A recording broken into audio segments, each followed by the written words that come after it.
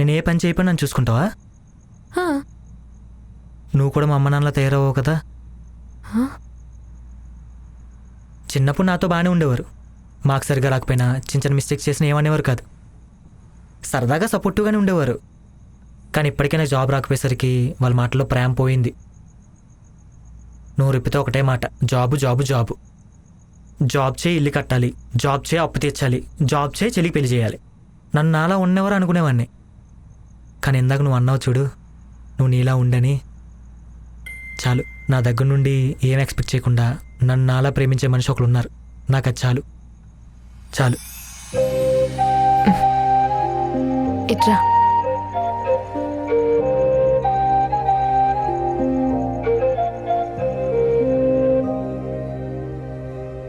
ఇంట్లో వాళ్ళు స్వార్థంతో ప్రేమిస్తారనే ఆలోచన తప్పే.